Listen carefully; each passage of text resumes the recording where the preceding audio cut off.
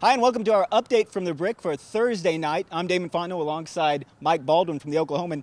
Mike, it's after midnight, but Cinderella is still playing. OU with a fabulous win tonight. It's amazing. In baseball, they use the term walk-off, which means you walk off and win. It's a home run. Tonight it was a double, a two-run double.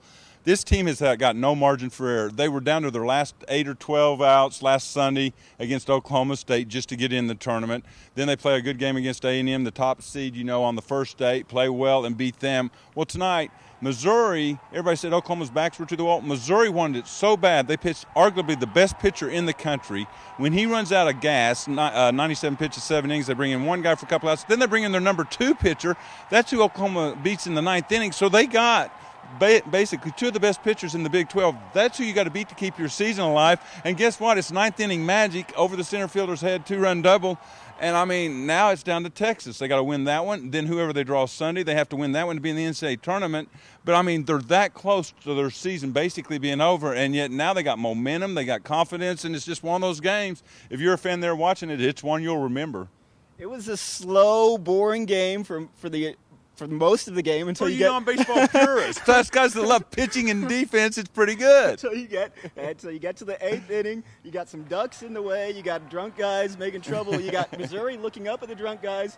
It got a little strange there, and then Jamie Johnson, you just kind of felt he had that kind of game where he was going to come through. He does, and like you said, it's a dramatic win, a must win. Now they face their rival Texas at 9 a.m. on a Saturday morning. And who knows, if they win, Oklahoma State might come back and win the other side of the bracket. How fitting would that be Sunday if it's bedlam for OU to try to get there and OSU to try to host a super regional? If it got to that, OSU's got some work to do, but so's OU along the way. But, yeah, it's one of those. Chase Anderson cannot be forgotten in this whole thing either. When he comes in the 5th inning, they need a little bit of pitching innings to keep him close because they are pitching Crow, the best pitcher in the country. He throws 4 1/3 shutout innings to keep him within 1 run all night long. I thought that was about as huge other than the 9th inning hit. He had a big-time performance, and he's gone from starter to reliever. So that was a big-time performance to keep their season alive, too.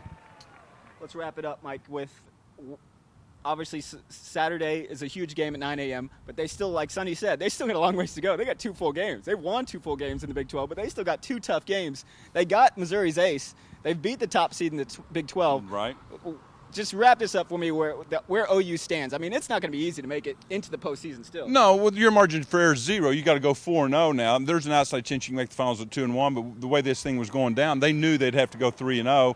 Tonight they knew, because Missouri won the other day against Texas, they had to win tonight, and they did. It'll be 2 tough games, but there is momentum. Not quite like football or basketball, but there is a little momentum, especially as Sonny said in postgame tonight.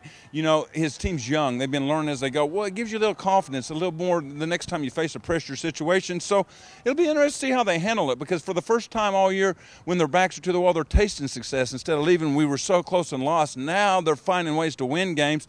It'll be an interesting weekend for the Sooner fans, and they definitely have something to come to the ballpark for, because their season is still going.